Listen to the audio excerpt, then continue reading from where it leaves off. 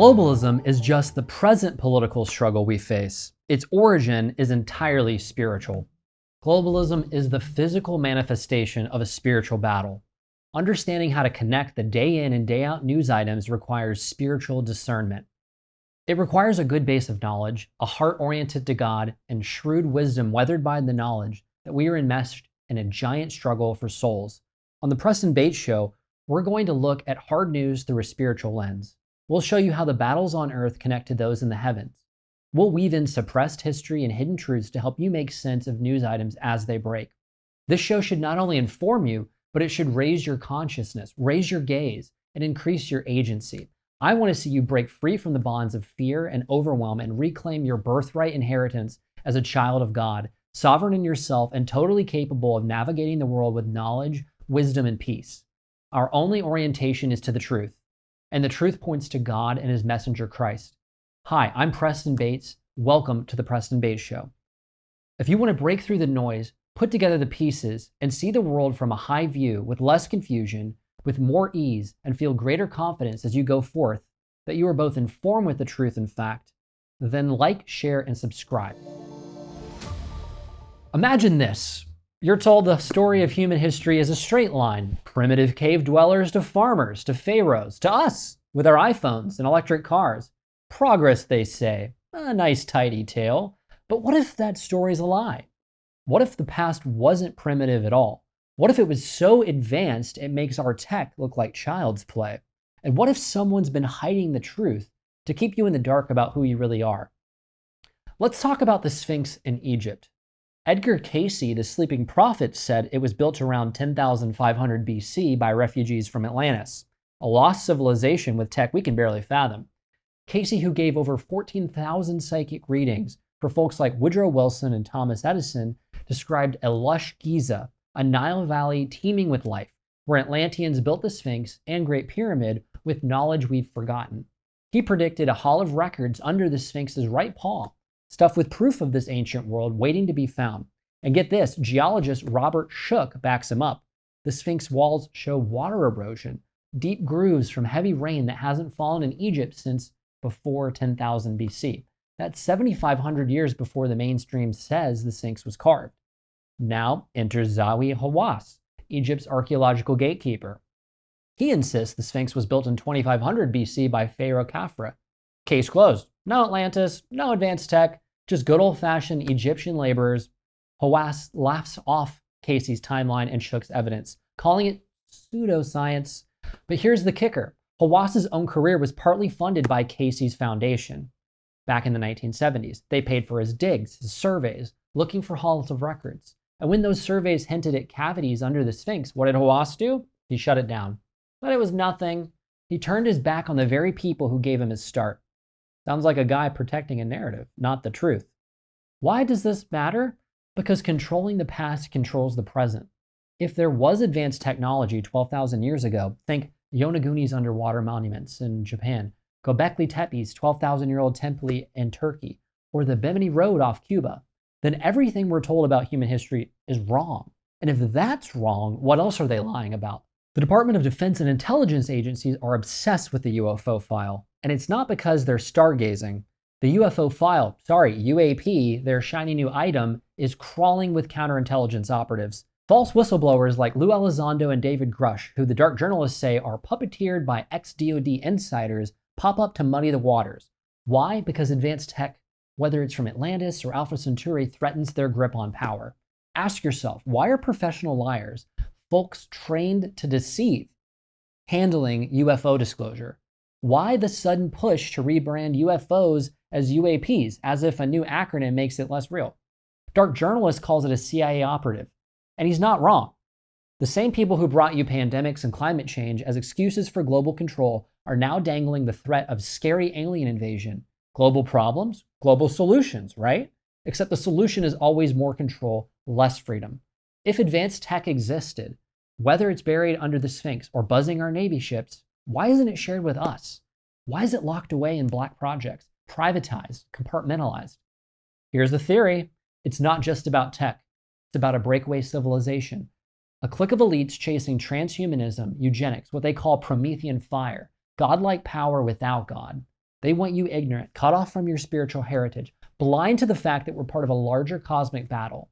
Orwell nailed it. Control the past and you control the future. That's why Hawass buries Casey's truth. If we get the UFO file from intelligence agencies, it's a circus of lies.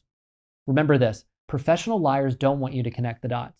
That's what we're going to explore in today's episode. We'll hear from two prominent social scientists and independent researchers who've dedicated their lives to asking these questions and more. And we'll discover that the tools we need to develop are 1, an open mind, 2, good research, and 3, a psycho-spiritual framework. Later, we'll speak to a geopolitical and immigration and national security expert and explore how to approach these issues within a spiritually aware Christian framework. But first, we're joined by doctors JJ and Desiree Hurtak, social scientists and independent researchers who spent decades peeling back these layers. They'll walk us through how to use spiritual discernment to spot the signal in the noise, how the UFO disclosure game is rigged, and how all this ties to a spiritual war playing out right now. Because if we don't wake up, we're just pawns in their game. James Hurtak, PhD, and Desiree Hurtak, PhD, are founders and directors of the Academy for Future Science, an international organization that JJ has earned with 2 PhDs, one from the University of California and one from the University of Minnesota. Their papers include Re-examining Quantum Gravity and Examining the Existence of the Multiverse, co-written with physicist Dr. Elizabeth Rauscher. One of their recent books is entitled Mind Dynamics in Space and Time with Elizabeth Rauscher, PhD, formerly of Lawrence Livermore Lab, on theoretical and applied work in physics and parapsychology at the University of California. Their public presentations on the topic of UFOs go back to 1977, when Dr. JJ Hurtak was a presenter at the First World Congress on UFOs in Acapulco, Mexico, along with J. Allen Hynek. In 1979, JJ was one of the first to give a brief to the world press on EBEs, or extraterrestrial biological entities, in Mexico City. He was also a presenter at the first government-related UFO disclosure conference, When Cosmic Cultures Meet, in Washington, D.C. in 1995, along with Dr. John Mack. Doctors Hurtak together were science consultants for Sidney Sheldon's best-selling book of an alien encounter entitled The Doomsday Conspiracy with astronaut Gordon Cooper. They currently appear in the Netflix TV series entitled Top Secret UFO Projects Declassified. They are also part of Alan Steinfeld's new book entitled Making Contact. Dr. Hurtak is also well known for his 1970s book, The Keys of Enoch. Doctors Desiree and JJ Hurtak, welcome to the Preston Base Show. Wonderful to be in contact with you. We're here in Europe, and we have a good connection. Wonderful. Well, my first question for you guys is, why has there been a historical attempt to control narrative, history, and archaeology about human origin? If we look at the movements of thought down through history, nation states, empires, those in authority positions, recognize that information that doesn't follow with the folklore narrative or the theological narrative or the political economic narrative tends to steer society into areas of great recession, psychological depression, and worse yet, the integration of the ontological structure of life. Right, we're starting to see also that now, much different from when I grew up, that there is clear evidence that some level of civilization went back 15 to 20,000 years ago, but it really rewrites the textbooks everywhere. And so it's very important that we are concerned about how people are able to manage this, how they understand it, and their religious traditions especially. For example, in Indonesia, there is a pyramid. It's still controversial, but it was in Nature magazine that's 27,000 years old. So Nature magazine is the most important scientific publication in the English language. So this is making waves in fields of archaeology. You know, by background, we're social scientists, linguists, researchers in a variety of fields, which includes remote sensing technology, which means the use of radar from space as well as the surface of the Earth to look for archaeological evidences of earlier footprints of life. So anything that comes along that disturbs the narrative will have to be investigated. As Carl Sagan once said, extraordinary claims regarded as or call to forth extraordinary evidence. So we are connected with extraordinary evidence. That's why we're here. That's why we're talking to you. In my humble opinion, there's no question that not only governments, but other big, large trans chronological institutions have tried to control the narrative and privatize and even compartmentalize exotic and advanced technology, research and development. Why do you think that is? I think we're living in a time, again, according to the time narrative, during the Cold War, there was obvious reasons not to let the opposition or the enemy state have superior technology. In ancient times, because of religious and philosophical competition, again, the same rules apply. I was just in South Bosnia, Southeast Europe, with Ken Cherry, who was author of this book, the Stevensville UFO, and that's the UFO that was seen just, we'll say, south of Dallas. 2008, and his whole thesis is the government interfered to change the narrative. He was a director of MUFON, the world's largest extraterrestrial gathering information. So we have to say one of the reasons that we don't think disclosure of UFOs has come recently is not only that there's been a cover-up, actually literally since World War II. We can see that in documents released by Winston Churchill's archives, but also the technology that has come from some of these craft. So I know that's one of the topics you want to talk about. We are advancing very quickly. In fact, there was someone who was working at Lockheed Skunk Works called Ben Rich. And he pretty much said, you know, if you've seen it on Star Wars, Star Trek, Star whatever, gay, we probably haven't, or we decided it wasn't worth our time. So, you know, there probably is a lot of advanced technology that most people don't know about. Amazing. Yeah, I've heard it said that the future's here, it's just not evenly distributed. I've also heard that the statement that the technology is advanced, but we just don't know how advanced it is because perhaps it was President Truman who was the last president that really controlled this type of research and technology. President Eisenhower warned about it losing grip, the public losing accountability and grip of it in his farewell address to the nation. And there's some evidence that President Kennedy was involved in bringing disclosure to that technology, and aerospace industry was involved in his assassination, and they're blaming it on nation-state actors. But do you think that's why we see so much lying about the disclosure? I mean, right now the disclosure community is awash with counterintelligence agencies and counterintelligence agents, and no one's asking these people, do you still take a paycheck for the government? Said differently, can we trust people who are trained as professional liars to tell us the truth about disclosure? Well, everything that you said is correct. We should not trust people who have a high pay grade, who are not willing to give us the benefit of the doubt that there are other life forms currently probing our planet, which is why we have the disclosure hearings in Washington. We know some of the top people involved with this. We also, in the past tense, have worked with several of the astronauts like Gordon Cooper, who saw hundreds of spaceships while he was flying as a test pilot over Germany in 1951. I had the opportunity also to testify at the first disclosure conference in Washington, D.C. in 1995, where John Mack from Harvard University and I showed actual evidence from South Africa.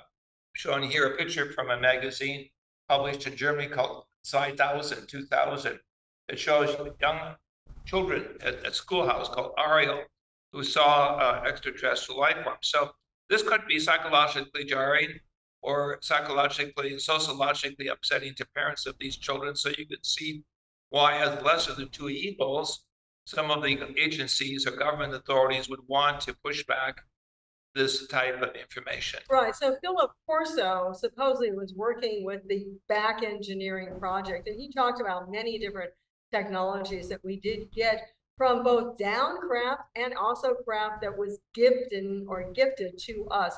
One of which I think really fiber optics, if you go back to it, you may actually see some alien connection. But in addition to that, as I mentioned, you know, there's the cover up for many years, hard to release that. Second, the technology that we've gained. And recently, one of the government people who came out publicly in a YouTube video said that they now can manage some aspects of space and time, which is like an amazing phenomena that they can do that. But the third point why disclosure has not actually taken place, and I want to make sure this gets in here, is because there's more than one alien race visiting our planet. In fact, there's books that talk about numerous ones, but really at least 14, probably more up to the 60s and 70 number of different alien races, some of which, strange enough, look a little bit like us. They can be taller, they can have elongated skulls, but they are similar to us. So that's a little shocking to people, hard to explain that, especially when you have no control over their appearances and disappearances. It's my humble opinion. I'm creating a term. I'm calling it geospiritual, there's geoeconomics, there's geopolitics. We need geospirituality or geospiritualism. And it's my contention that if you can be lied to and manipulated about your past, then you can be your thoughts can be controlled, and then your present and your future can also be manipulated. And so my question would be about the counterintelligence. Are they concerned that the revelation of advanced and exotic technology that we already know exists, and it's just not available to the masses, would precipitate some sort of swift democratic uprise and revolution? Would they prefer to use the specter of a threat to clamping down control and try to prevent humanity from thriving or from flourishing? From a spiritual perspective, can you give us some intelligence and your research, which is... Yes, well, these are all good arguments you present. My personal logic is that the specimens that have been collected in Europe and South America and North America show that many of these life forms are very grotesque by our human anthropological standards. And the governments of the world, including Russia, China, they've all kept quiet, wanting the US to go first, putting its logic on the line simply because we're looking at rather grotesque life forms. I'm holding a picture here from Bosnia where I was just doing some research. The Vinca aliens that you see here in stone face represent those with a small nose, very large eye, wraparound eyes, and rather grotesque head features. Incidentally, they're very close to a film that's now being released in over 1,000 locations in France. Name of the film is Vallée Soul. It's about a farmer who was at least contacted by alien intelligences in the 60s. Amazing phenomena. But I know you're more interested also in the technology, and I think a lot of people are. Why don't we have free energy systems and things like that? And it is kept, I'm sure, for 22, mostly military realities. But supposedly there's much more behind it all in terms of who are these beings, where do they come from, what do they want from us, what's their agenda? So it's not just the technology they've given us. In fact, there is a book called Stranger at the Pentagon, and supposedly some levels of intelligence actually came to the Pentagon, to the generals, and said, look, put away your weapons of war and we'll give you technology. And this is in the movie, at least the short script that they've done on this. And the general said, hey, we're working with intelligences that didn't require that. Amazing. So strange, but there's also a book entitled Making Contact by Ellen Steinfeld. Chapter 3 is one that Desiree and I've written. And I referred to a conference in Mexico City in 1979. It's well over 40 years ago, where I actually presented pictures I had from the Mexican authorities of alleged extraterrestrial specimens. So this would suggest that there is a more liberal policy in third world countries, developing countries, than there is in superpowers that have to make decisions based upon contemporary logic and science, not on speculation. Well, it's clear to me that there's superstructures and derivatives and the financialization of the world economy that would be radically uplifted if a breakthrough technology like free energy came onto the market. It would make Bitcoin seem like just an electric light bulb. In fact, I saw a study by Goldman Sachs that looked at what would happen if the Strait of Hormuz, which is in the news right now, closed. And actually, the amount of derivatives backed up by just a closure and gas prices, a crude barrel going up to like 150 to 200 was something in the quadrillions. So beyond billions and trillions, quadrillions. And so obviously, there are agendas that significantly would change and alter with this sort of disclosure, but I want to move quickly into how we can use spiritual gifts and wisdom to discern disinformation, from useful facts. Walk us through your process, because I think left to our own devices, if we just try to mentalize everything or have a one-dimensional Pharisee mind view of things, we're going to be led by our fear centers and we're going to walk into traps. And so tell our audience how we can use spiritual discernment in your process from determining fact from counterintelligence fiction. Well, I know you're talking about how even information coming to us, even from the media, we should be aware of, in terms of wisdom and knowledge, and whether it's real or not real. But I'd also like to talk about the various levels of extraterrestrial intelligence. And we actually feel that the extraterrestrials are very similar to us, even all the different species. Some are really good, trying to help humanity, really watching. We've seen them actually, and then they've been reported over volcanoes, over the Atucha nuclear power plant in Argentina that keeps leaking. So those are the good guys, right? There's a lot of good guys. And others are very manipulative. And others, yeah, it's just like, so even if they fly around in outer space, it doesn't mean they're that much better than, us on this planet. Good guys and the bad guys. Sadly, we live in a world of duality. So Desiree and I published a book with Dr. Elizabeth Rauscher, the late Dr. Rauscher of Stanford Research Institute. This book, Mind Dynamics in Space and Time, are all of the top secret projects that were carried out in the 70s and 80s at Stanford Research Institute. Which is with remote viewing, or the power of the mind to know, see, and understand. We have, you think the aliens are really sophisticated, but in actuality, we have that same ability. We have the ability to know, to see, even to have precognition. That's some of the testing that went on at Stanford Research Institute and in Russia and the counterparts in Russia. So we can, in fact, one of the things, if you ever want to watch the movie called Third Eye Spies on Amazon, these remote viewers went right into the file cabinets of the NSA and saw the code words for a project. Okay, that's what and that wasn't just a few guys, that's what we all can do. We can see and know much more than we've been trained to do. So this book opened the door to even higher levels of spiritual knowledge. And this has been our work to tell people, airline pilots, researchers in medical facilities, and those doing field research like ourselves, that the mind of the human is, shall we say, connected with very powerful levels of consciousness, largely through what is called the right hemisphere, which is the multidimensional, the feminine, the musical side of the brain. With this activation, through training, through visualizations, through sacred pictures, through sacred or holy music, the mind can be sensitized to actually feel at a distance things that are, shall we say, not correct, not ethical, not kosher.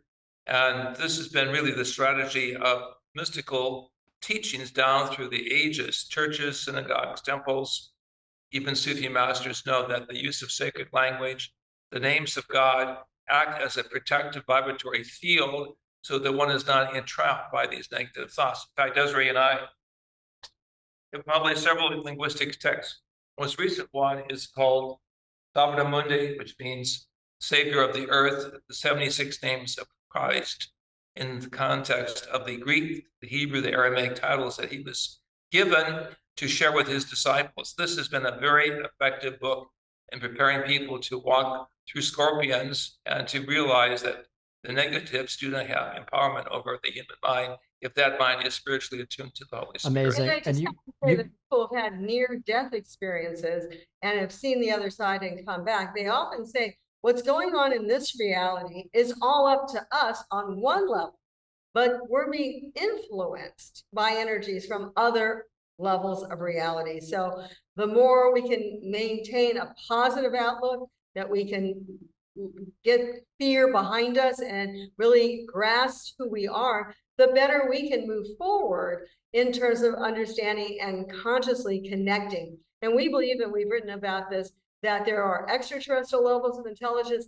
They're not that different from us. And then there are higher levels of intelligence that aren't even in physical form. That is really quite profound as well. So there's much more to the universe. And there's the importance of what is said in the very first chapter of the book of Genesis, at the beginning of Holy Scripture, we were created in the image and similitude. If we work with those in the image of the divine, the image of Abraham, the image of Christ as models, if we understand the word similitude to be the energy field supporting the image, that is to say, the field of vibratory knowledge, that is the sustaining spectrum of energy that's been overlooked by contemporary science until very recent times, then we have advantages of making use of multidimensional knowledge that we have to go with our divine image.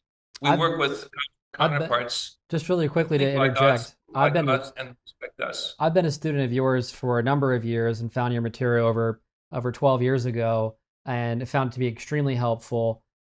Just for full disclosure for the readers and watchers of this program, and I've studied your work extensively, and I've found that using the names of God and asking God for discernment, and the more I journey on my own mystical path, the more God gives you knowledge that you need, and nothing more than you can handle. And there is a Bible within the Bible, and they're using the names of God does activate higher intelligence.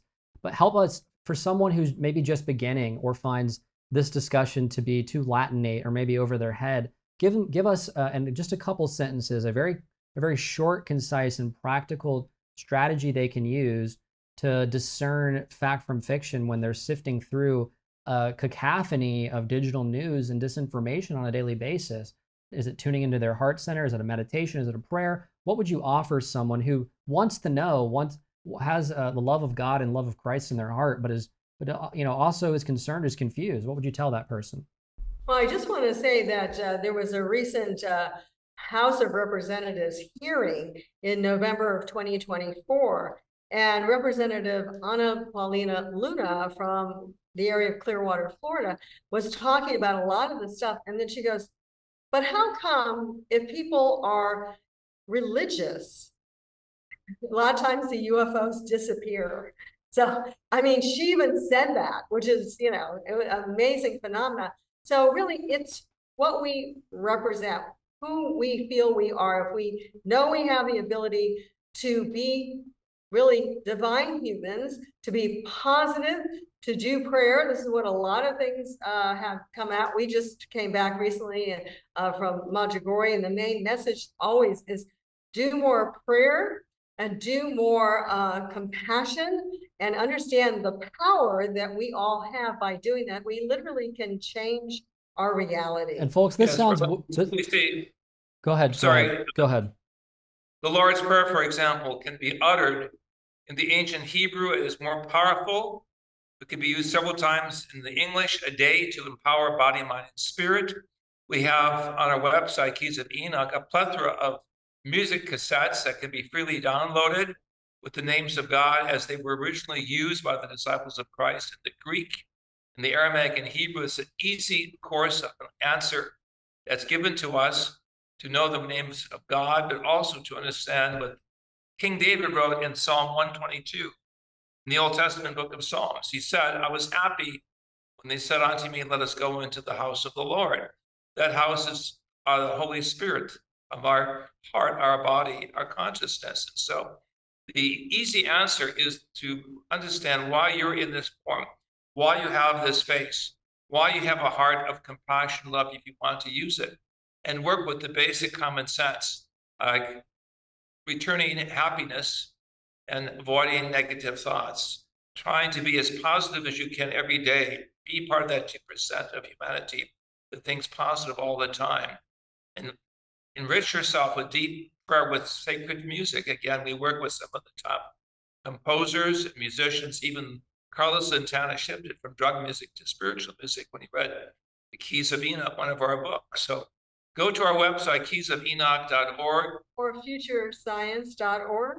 And understand the vastness of music, sacred music and sacred language together are a winning team. Yeah, it's a formula that you just mentioned. I mean, we're made in the image and similitude of God. So the image is the mathematical representation of God, the image, the math, the monadic field, the zeroth dimension, and then the similitude, an energetic, vibro, bioelectro, biochemical, dimensional experience, expression of God. So when we bring those two together and we sing to our Creator in that and that resonance, then we can do nothing but converge with God. It can be nothing but good for us. And you guys are world-renowned experts, have spent your career dedicated to this research and have brought peace and facts to millions and millions of people throughout the planet. Just as we wrap up here, skeptics may see this program as simply talking Looney Tunes, something that's so basic. Sunday school child might be embarrassed, but really, from our work with Stanford Research Institute scientists, mind dynamics, we realized atheistic, non-believing people could actually realize the power of the mind to be multidimensional. So those who do not want to learn the sacredness of Holy Scriptures can learn the sacredness of consciousness science that we always represent. That's a perfect transition to one of our final questions, which is, I called it geospiritual analysis or geospiritual intelligence. I want to bring together an analysis of what's happening on the day-to-day and connect it to the struggle and heaven, because the macro and microcosm, as we learned through Hermetic literature, proves that there's a connection and everything's connected. There's just one continuity, one moment. And so what we do inside of ourselves affects what happens outside of ourselves. Therefore, also the inverse, or the associative law, proves the opposite is true. What happens outside on a higher spiritual realm affects what happens inside, the embeddedness of it all. So give us your gestalt and kind of closing of the overall spiritual battle. Rudolf Steiner talked about an eighth sphere and an harmonic force being built, much like Meta or AI or Starlink, where technologies would be created to create an iron curtain around the planet to prevent souls from leaving the planet, and then demons or whatever could inhabit humanity. It looked kind of like transhumanism. There was a eugenics plot. Clearly, there's been a long-running agenda between the forces of good and evil, and the history of this is not necessarily widely known. So give us your view of the wider spiritual battle of good and evil and where we are today in 2025 and how disclosure plays a role in that. Well, again, we all really have to make our own choices. That's what this planet is all about, choosing what direction we are to go in. But to choose the positive way and to choose the peaceful way helps in our own soul growth. Now, how does that work in a reality that we're living in? There is a consciousness field that we are all sharing in, and there's negative energies that are pouring into this field, especially it seems now. Maybe it has to do with certain aspects of the universe, and also geopolitics, to neutralize people of good heart, to make them feel inferior, that the game is in their hands rather than our hands. I think you've given us a beautiful synthesis, and people should tune into your new program series. If they have time, they should look us up, because we work with scholars throughout the world. We've worked with the astronauts. We've worked with people who are doing the research behind the scenes. And also look at the film that was just released by MUFON writers, titled E.T. Extraterrestrial Species Almanac. But know, it's really important what you're saying. Know that we can make a difference on the planet if we put energies of peace, love, and joy out there. We're actually shifting the balance, or at least creating a better balance for this planet. We believe that there could be utter destruction. It's like the scroll of Jonah, right? God said to Jonah, people in Nineveh are going to be killed. They're horrible. They changed. They transformed. You need to shift to God, divine source. Do not occupy yourself with negative thoughts, the scenarios. Unless you're a top scientist or someone who can make changes, generally it's way beyond your scope of understanding the subtleties of negative hierarchies. So we work together. This is the message of the Christ, the message of the New Testament, the message of even the mystical aspects of the Psalms of King David. Realize we can put on the element of salvation. We can put on garments of glory. We can get down to business and understand the new books that are coming out from some of the most important writers of this generation. So we ask you to be in touch with us. We'll help you at the same time to be in touch with your program. That's your beginning. This is a great, shall we say, stepping stone, the higher synthesis of body, mind, and spirit. We're super grateful. We're super grateful for you being here, Drs. Hurtak. This program is going to be viewed by hundreds of thousands of people. So if you had one message, one sentence to say to those people right now, if this was the highest takeaway, the highest piece of wisdom or advice that you had, what would it be? And then at the end of that, make sure you tell us where folks can go to find out more about your work. We are being prepared for the house of many mansions. God loves you, and so do we. And we are all empowered, and we can make a difference for the planet. Never think you're not empowered to make the difference. Your energies work, and when it's joined with others who are positive, we become a powerful force. Amazing. And you can visit us at futurescience.org or keysofenoch.org. And you guys have published tons of books. They're available and translated in multiple languages. You have a footprint all over the planet. Doctors Hurtak and Hurtak, thank you so much for your time today. Thank you. God bless. Best wishes. Folks, if you control the past, you control how people think. And if you control their thoughts, you control their borders, both the ones around their nations and the ones around their souls. That's the game we've been unpacking today. From Zawi Hawass bearing Edgar Casey's truth about ancient tech to the CIA's UFO circus keeping you in the dark. It's all about power. They want you ignorant, docile, and chained to their narrative. But here's the truth. Sovereignty over your mind, your nation, your spirit is the antidote. And that sovereignty comes through Christ, who sets us free from every tyrant, whether they're in a lab coat or Pentagon office or a newsroom. Our next guest knows this firsthand. Dan Lyman is a fearless reporter on immigration, border security, and national sovereignty, running BorderHawk.News. He's out there exposing the chaos at our borders and the globalist agenda behind it. And boy, has he paid a price. The New Yorker, that smug mouthpiece of the elite, came after him, painting him as some kind of villain for daring to tell the truth about open borders and the threat to our nation. Why? Because Dan's not just reporting facts, he's challenging their control. He's waking people up. Tonight, he'll break down what's happening at our borders, who's sabotaging America's sovereignty, and how our faith in Christ gives us the strength to stand firm against this madness. Dan, welcome to the Preston Bates Show. Thank you for having me, Preston. Great to join you guys.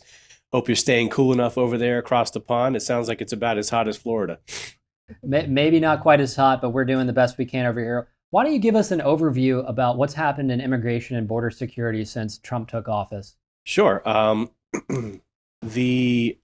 The push for mass deportations and mass removals from the country is something that I think that most voters were very intrigued by. We saw polling going into the election that indicated that more than half of Americans supported mass deportations, including nearly 50% of Democrats. So that's really been the topic of the moment. And watching the Trump administration try to get that off the ground with some falters here and there, but starting to make some progress and some headway at this point has been encouraging to see. That's what everyone's been talking about. And the question has remained since the beginning, are we going to be focusing on criminal illegal aliens, or is it going to be a broader push to remove more people from the country? And we're starting to see that the administration is starting to branch out from criminal illegal aliens, which of course is a great prioritization at the beginning because resources are thin right now. The last administration did a number on interior enforcement and the ability for ICE, for instance, to do their jobs within the country. And so they're kind of ramping those efforts back up and trying to provide them with more resources, more detention centers, more detention beds, more officers.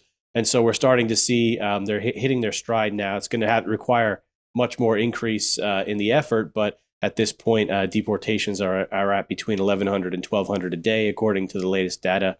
And the apprehensions are around that number as well. So essentially, they're trying to remove them as quickly as they catch them.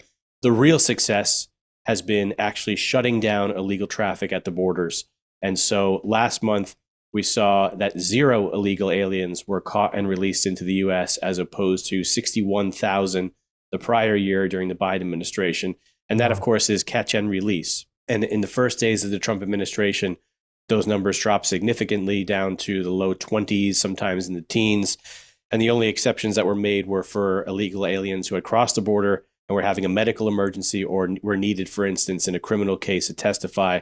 But last month, that number was 0, and traffic at the borders has essentially dropped to 0, which is absolutely fantastic. So the spigot has been turned off, and now we are turned our eyes into the interior enforcement. Amazing. As we talk right now, Trump has taken a taste test of neoconservatism, and so the world's focused on geopolitics, but his success at the border, is really kind of unparalleled. I mean, that's even without deploying that many more additional Customs and Border Patrol police. I know he's redesignated some people with internally through federal law enforcement. If you had to give him a report card so far, we're more than significantly more than 100 days in, about 140 days in to his new administration. What kind of letter grade would you give him, and why? Well, on border enforcement, we're going to give him an A, no question about that. And some of the other things that were happening at the borders and at our airports during the Biden administration were shut down immediately as well, which has required a bit of a legal battle to actually carry into effect. But we had more than 1 million otherwise inadmissible aliens who were admitted into the country under a Biden parole program called CBP-1, which is basically an app whereby prospective illegals could apply for an asylum appointment at ports of entry along the southwest land border. So more than 1 million took advantage of that. And then we also had what was called a CHNV program, which was a flight program whereby citizens of Cuba, Haiti, Venezuela, and Nicaragua were able to fly into the U.S. These are people who otherwise would have been inadmissible as well. And more than 500,000 took advantage of that during the last couple of years of the administration. And there are a variety of other programs that we've touched on at BorderHawk, whereby hundreds of thousands or millions of otherwise inadmissible aliens were being brought into the country in addition to the illegal flood across the borders. So Trump has done a great job shutting that all off. Deportations and roundups, still making progress there. I think they're doing a good job so far, but I think hopefully we'll see more progress in the coming months and years as they really get their footing. Okay, so he'll give him a great job on shutting down the border and maybe a work in progress or incomplete yet on deportation. Is that a fair assessment? Yes, absolutely, absolutely. And, other things that are going on, shutting down student visas in some ways. Of course, we have now this discussion about 500,000 Chinese student visas. We have a, kind of a ping pong effect right now, back and forth about how they're going to enforce, for instance, workers in the hospitality industry and in the farms. Trump seems to be A/B testing what the sentiment is on that publicly. And there's definitely a battle going on within the administration, for instance, between immigration hardliners like Stephen Miller and Tom Homan versus more kind of open borders, H-1B type, worker visas, Brooke Rollins over at Department of Ag. Okay, so what would your forecast be for deportations in 2025? And who's thwarting Trump's deportation agenda, and why do you think they're doing that? Well, like I said, I think that there is definitely a push and pull within the admin. And the question is, who's going to win out? And the real question that we've been facing in the last couple of weeks here, the administration issued internal guidance to DHS that said, okay, we need to lay back on these apprehensions, for instance, at some of the work sites and, on the farms and all that. And there was a really strong pushback against that on social media, people saying, no, we need all these people out. We don't care what industry they work in. We can't be having special permissions just because you work on the farms. We can figure something out down the road, whether it's automation or American employees or perhaps a very controlled work program. And so it really is, it's going to be interesting to see how this all plays out. And also the legal battles that the administration has faced in every step of the way, trying to shut down these programs like CHNV and then having to challenge it in the courts, seeing that we can't even remove, MS-13 cold-blooded, gangsters down to El Salvador without, judges coming in and saying, no, you got to fly him back to the country. I mean, just total insanity in terms of the legal system. And so those battles are going to have to play out. And it's no surprise that we're watching those battles play out because we watched the same thing happen during Trump 1. And so it's going to be interesting to see how this moves forward. But I would say that the messaging right now is really good. The social media accounts, the connection between the agencies and the American people is very good. They're being very open about enforcement, and they're pushing back against mainstream media either being totally dishonest or at least misleading about some of these stories and these cases whereby, these sob stories are meant to make the American people feel bad about removing these people. And you find out that they're hardened criminals. And we just saw kind of the last minute of their time in the country or the last minute as a free man. And we're supposed to feel bad because they have grandchildren or they have worked in the country for 20 years. And then we find out, they have a aggravated assault on their criminal history or perhaps even a murder. So the administration is doing a very good job communicating with the American people and dispelling the myths and rumors. Well, Dan, and as you said, I mean, the agenda to get criminal, illegal aliens who shouldn't be in the country to begin with, but then are committing heinous acts of crime on the American people and being subsidized along the way, and then housed and kept there sometimes indefinitely. That's a very unpopular agenda with the American people. Right now, we've seen Trump kind of get, I don't want to say captured, but distracted perhaps with neoconservatism by people like Lindsey Graham and even John Bolton praising President Trump recently. So if someone in the Trump administration who had a policy impact on policy, was hearing your message right now, would you tell him to President Trump or this person try to get Trump back focused on all these 80-20 issues that delivered him his 2024 victory? Or what would your advice be or your message be to a director level or a chief of staff or deputy chief of staff or comms person to that person in the White House? Well, I would say, generally, Stephen Miller speaks for the American people. It's an 80-20 issue, like you said, I would say. And for the most part, the people that are trying to derail that agenda are working on behalf of global interests of big industry, or really on behalf of just kind of the great replacement agenda itself. These people who are adherents of that, who may have snuck their way into the administration or are applying outside pressure from the media or from other organizations. And I would say that Trump really needs to tune out the noise and focus on the signal. And the signal is that he won for a third time, primarily on an immigration-centric agenda. Of course, there's concerns about the economy, but the thing that catapulted him into the spotlight in 2015-16 was build the wall. And of course, that project is going forward, and he did make good progress during the first administration. But it really speaks to the broader issue is that Americans have become laser focused on this issue: immigration, immigration, immigration. All other issues are downstream from immigration, and we need to get that solved. And people that don't want to see us entangled in Middle Eastern foreign entanglements, I mean, that all remains to be seen how it plays out. But to see that, the president's focus being taken away by that, when most of us are saying, hey, we have issues at home, we don't care what happens in the Middle East, we need to focus on the homeland, and we need to be directing all of our resources there right now before we even, give a whiff of a care about what's going on and with these ancient blood feuds. So that would be my advice, is to focus on the interior and focus on removing tens of millions of unwanted aliens from the country. I totally agree. And to what extent is the BBB bill that's currently being held up in the Senate right now essential to that strategy? And do you have a sense of when the Senate will vote on it, whether in committee, if it will clear committee? Is it going to get watered down? Do you have any read on the status of that and its essentiality to deporting tens of millions of people in the United States? Well, I would say, one of the issues that we're facing here is that, there's a lack of personnel, there's a lack of detention space, and there are protocols that have to be followed when you remove these people from the country. They at least got to go somewhere for a time period. And of course, we just need to ramp up the personnel. There's only so many people working at ICE, working at DHS, at Border Patrol. And so bringing on more people, hopefully you can, speed train them, get them ready for what they need to do. And so my understanding is that the BBB does provide for that.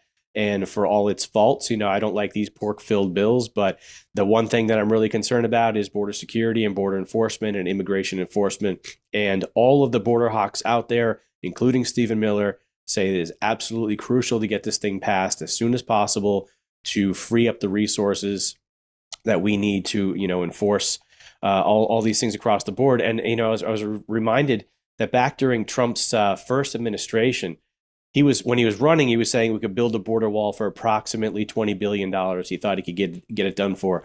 And of course, the Congress didn't go along with that at all. And he eventually whittled that request down to somewhere between $3 and $5 billion and was like, okay, we'll scale back the grandiosity, but we'll make it secure. And, we could probably do it for $3 to $5 billion, and still couldn't really even pull that together. And we were told by the mainstream media and members of Congress on both sides of the aisle that trying to put together that small little package for border security, for the border wall, would bankrupt the country. And then they sent $200 billion over to Ukraine in the coming years. And so, people want to complain about bankrupting the country. I mean, the country's already well bankrupt. So whatever it costs to enforce border and immigration laws, I really don't care. And if it's in the big BBB, so be it. We need to do this, and we need to focus on this immediately. Amazing. Kind of a left field question for you. And I think that's important because I don't think this topic is approached enough with respect to immigration and border security. But how should Christians view border security, and how does our faith in Christ, or the extent to which we experience a Christian spirituality, influence our view of America and immigration? Well, I was talking about that question with family recently, and they're a little more Bible scholarly than I am. I'm a Christian, but they really know their stuff.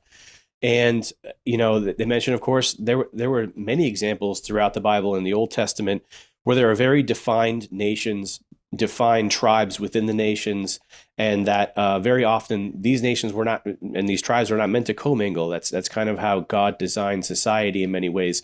And my mother actually brought up a great Bible passage, and I'm going to read it to you. It's Acts 17:26. It says, "And he made from one man every nation of mankind to live on all the face of the earth, having determined allotted periods and the boundaries of their dwelling places." And that really, is just speaks volumes. We are designed to have our families, our local communities, and our nations. And we can go back and forth between them a little bit, certainly when you have permission to do so, but that's not what's happening in the world right now, and that's not what's being foisted upon us. And by no means do Christians need to accept that at all, especially when the people that are being foisted upon us are, a lot of them are criminals, are essentially taking food out of the mouths of our children by us being forced to fund them by being here, by having our taxpayer dollars taken away from us at the point of a gun, essentially, and redistributed to these people. Nothing about that is Christian or okay. And I don't think Christians need to put up with it at all. Amazing. Especially when these people come from non-Christian nations. I couldn't agree more. And it kind of makes me sick to see good people feel sheepish and feel like they need to tolerate absolutely everything, especially when they have some sort of overly liberal view of Jesus as some sort of hippie pacifist. When he turned over the establishment, he spoke truth to power. He, in many ways, he was a radical, and he wasn't afraid to say what needed to be said. And he did it with not a righteousness, but with, and not even with a moral certitude that's become emblematic of neoconservatism, but he did it with authority and authority of God. And he did it, I think, with a profound respect for the people he was trying to defend. And I think speaking from a place like that is what's missing oftentimes in our body politic. Oftentimes it becomes, there's these morally righteous tirades that you saw Ted Cruz recently lecture Tucker Carlson about, and it's completely unhinged and unattached from reality. Really, it's about protecting the nation and the concept of the ability to practice what you believe in, the nation, the Constitution itself. And to the extent that America is that shining city on the hill, we have to be a nation that where Christians, the predominant religion in the country, feel comfortable speaking up and saying it's okay. Everyone wants to come here, that's fine. But we have a process, a legal process, and a way to do that. And breaking the rules undercuts the notion of the country itself. So personally, I want to see more people talk about the intersection of Christianity and immigration. Emma, you have some questions for Dan, right? Yes, first of all, thank you so much for giving me some time to ask some questions. So Dr. David Betts is predicting a high probability of civil war within Europe in the next 5 years. Do you agree? And if you do you think that it will be localized to Western Europe? Well, it's interesting. I was re-researching the actual definition of civil war just a couple of days ago, and it does indicate, it's predicated upon the idea of conflict within a nation between its citizens, the citizenry. And so civil war being used as a looser term, meaning conflict on national soil between the people living there. Yes.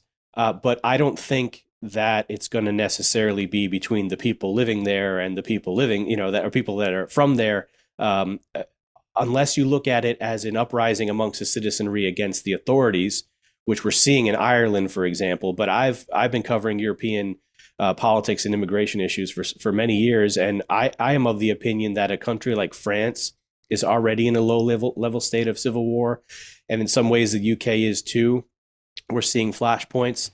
We're seeing it. I mean, it's constant in a country like France, where you have African migrants, North African migrants, who are laying siege to police stations and shooting fireworks at them. And this happens almost on a daily basis. And we see this recent situation over the weekend where there was a music festival and more than 150 women were stabbed with hypodermic needles. To me, those are examples of kind of a loosely defined civil war already taking place in Europe. And then you have the kind of other example of what's going on in Ireland, where it's essentially the locals rising up against the local authorities and the federal authorities too. And so that's kind of another example, and that'd probably be a little more traditional definition of civil war. Do I think Europe is headed into very dangerous, dark, violent times? Absolutely. Could it be within the next 5 years? Sure. I mean, we saw examples of that last year in England. It was the rumblings of serious civil conflict on British soil. So, I think some people think that Europe is essentially done, especially Western Europe, and it's just a matter of, how it plays out in the end. And I'm kind of that opinion as well. Yeah. Oh, wow. Absolutely. Well, unfortunately, I wish I didn't, but I couldn't agree more. It's definitely not just an issue that's going on in the US, as you said, Ireland, France. It's happening all over. People are starting to wake up to the fact that their own land is being taken from them. And people often say that if it was any other native or indigenous population other than whites, it would be frowned upon. It's only acceptable because we're supposedly these, colonial suppressors that are getting what we deserve. I was wondering what your assessment is to the threat level or possibly infiltration into the US of terrorism.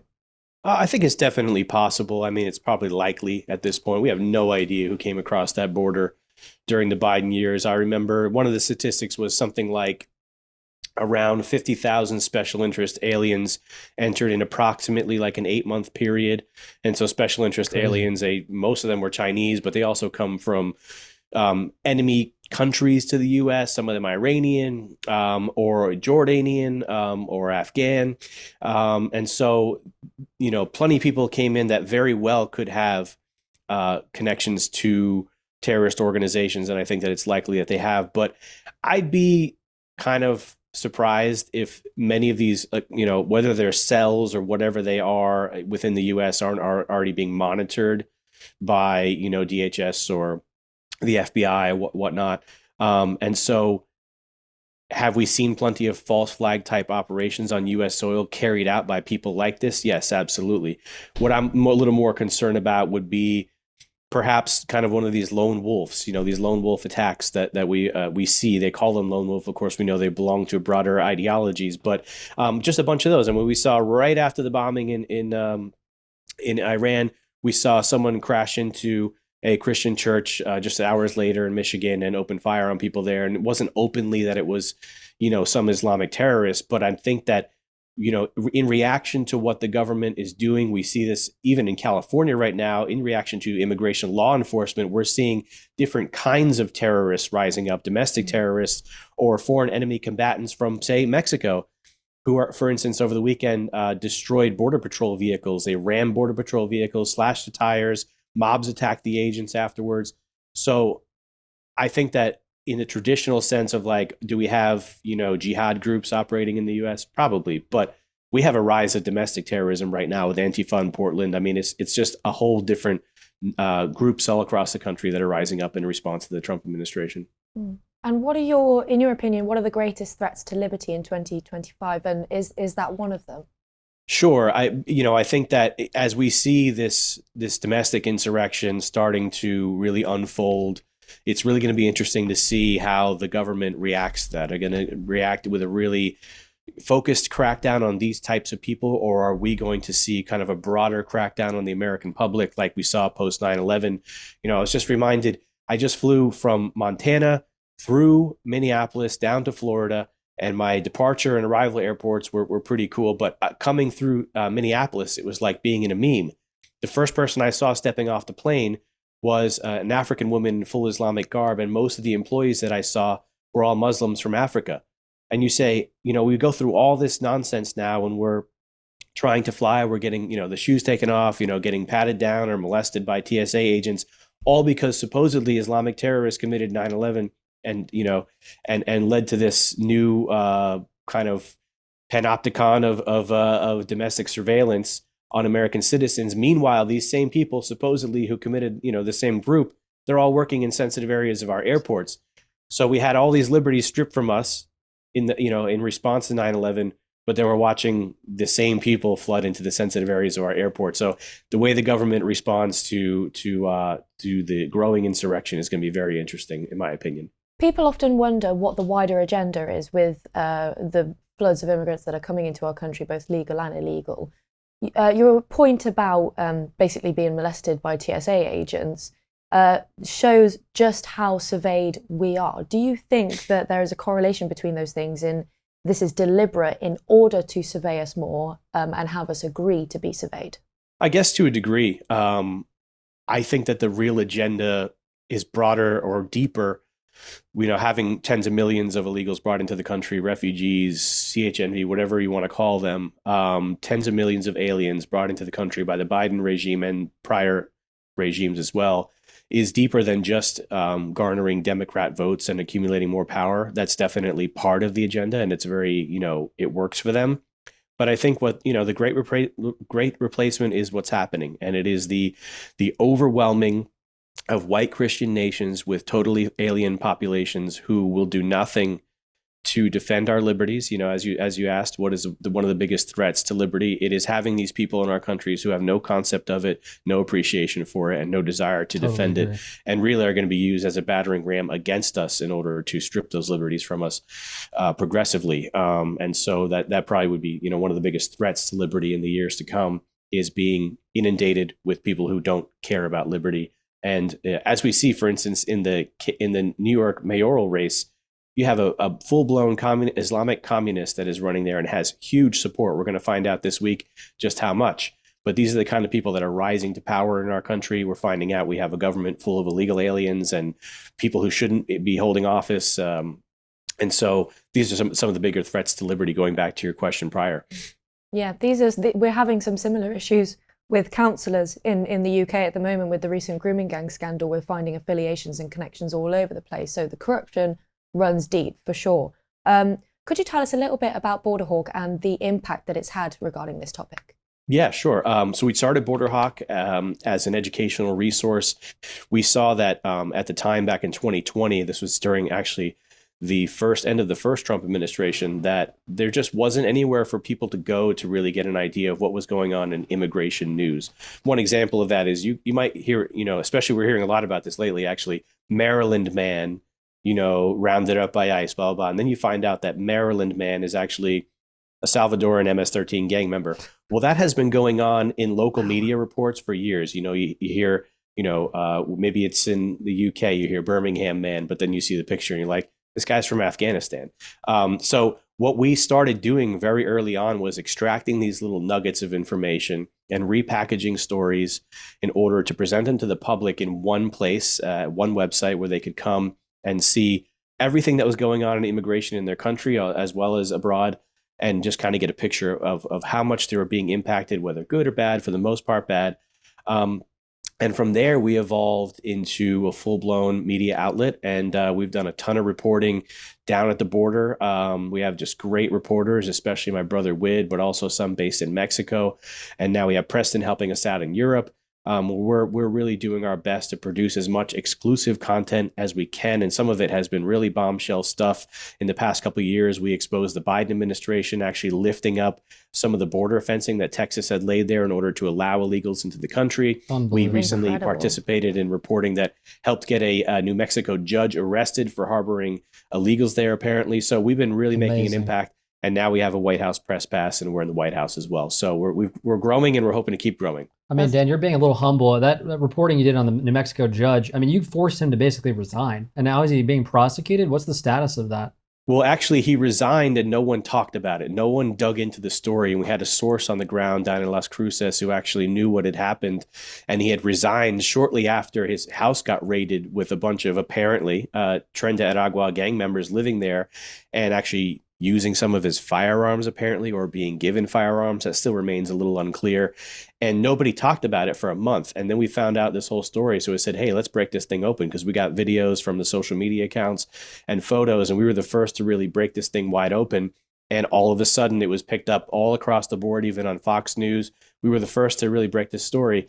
And after it really hit nationally, I think the administration took notice of this, and immediately this guy was arrested, his wife was arrested, and now they're facing federal charges for evidence tampering in relation to that case. Incredible. I mean, we're seeing a pattern all over the country with judges at a local jurisdiction being involved in shielding illegal immigrants like they're on some sort of political jihad, and they're committing acts of crime, and they're supposed to be, non-biased administrators of the law. So, I mean, maybe you set off a chain reaction. It's impossible to tell, but tell us a little bit more about BorderHawk and your vision for it, and then tell us where people can find you on the internet and follow all the amazing work that you guys are doing. Yeah, so like I said, we've really expanded our exclusive reporting operation. We pick up op-eds and reports for other people who need somewhere to run them. We're very interested in providing authentic border and immigration coverage. We don't shy away from language like illegal alien. We don't favor undocumented immigrant and things like that. We try to really give it to you in the most professional, hard-hitting way that we can, and to be as honest as possible. And if an illegal alien commits a crime, we put that right into the headline. We don't bury it 10 sentences down in the story. So we're really focused on highlighting immigration and its impacts on Western civilization, but specifically the American citizenry. And so now we're in the White House. We just secured our White House press pass. So we have a White House correspondent up there for the better part of this year. And so we'll be expanding that operation, and we're looking into embeds and other opportunities with ICE and DHS and Border Patrol. And we'll probably head back down to the border to do a recon there and see how progress has been in the coming months as well. I want to test a theory on you, that coming back to this topic of how Christians should view immigration. I mean, Christ also stood against not only the establishment, but the established order of evil that was systematic and it was plaguing the whole planet. And so to the extent that immigration, I mean, there's plenty of good people that wanted to be in the United States, and they call them economic migrants, and who wouldn't want to go to the nicest house on the street to have warmth and shelter and opportunity? And I can't fault people for that. But when immigration and migration itself becomes a weapon that's batter-rammed by sick people, I mean, truly perverted, sick people that are trying to destroy the nation and weaponize it and create civil war and really tear the whole thing down, and they beta tested it in Europe. I mean, to stand against that sort of blatant evil and abject evil is, I would say, a Christian duty and responsibility. What's your thoughts on that kind of gestalt? Well, of course, because what we saw during the Biden era was the largest child trafficking operation in world history, and that was overseen by the federal government. So we're standing up against that. We're standing up against broader human trafficking, of course. And so those, to me, are really some of the most sinister issues that we have faced with the open border over the last years. And then, of course, the drug crisis. We have over 100,000 Americans dying every year from opioid overdoses. That's evil. The people that are perpetrating that is evil. And of course, many people have a choice whether or not they're going to do a drug, and that's, up to them, and they make mistakes. But in a lot of cases, these overdoses aren't even people who are doing drugs. They thought they were doing something that was much tamer than that. And then they found out the hard way and ended up dying. And so a lot of it is young people who maybe don't know as better, or they're just like a little naive about things. So shutting all that down, absolutely critical. And recently we saw headlines that the drug flows over the borders have significantly decreased. This was a mainstream media report, and they said, I wonder, basically how did this happen? Well, we secured the borders. And of course, that doesn't mean down to zero, but we're a significant improvement. And then on top of that, the thousands and thousands of American citizens who have been victimized by some of the most evil, nasty people from all over the world. These rumors that other countries emptied out their insane asylums and prisons into the U.S. I think are absolutely true. The intel indicates that that's absolutely accurate. And so these people have been allowed to come into the United States, and many times released into the United States, and then sheltered by authorities in sanctuary cities. One quick example: 4 illegal aliens, criminal illegals, escaped from a detention center in New Jersey. And while they were out on the loose, one of them got tired of running, and he tried to turn himself into New Jersey State Police. They turned him away because they couldn't take him in under the state's sanctuary policy. So he remained on the loose for 2 more days. Incredible. We're seeing stories like that constantly. So we're battling that evil that really victimizes innocent American citizens. Amazing. Well, people can go to BorderHawk.News to follow your amazing work. And where can they find you on X? Yeah, X BorderHawk.News. And I'm on X as well, Real Dan Lyman. Dan, thank you so much for joining us today. Thank you so much to both of you, and good luck with the show. The greatest secret isn't the existence of exotic or advanced technology. The greatest secret is remembering how mighty the human race is, challenging the mainstream conception of who we actually are, reclaiming our spiritual inheritance and our spiritual destiny with God. If this show stimulated you, moved you in any way, please let us know in the comments. And would you do me a huge favor? Share it with at least one person you think needs to see it. Lastly, subscribe to our channel so you don't miss future shows and special announcements. Until next time, I'm Preston Bates with my co-host, Emma Dunwell. Thank you for joining us. Good night.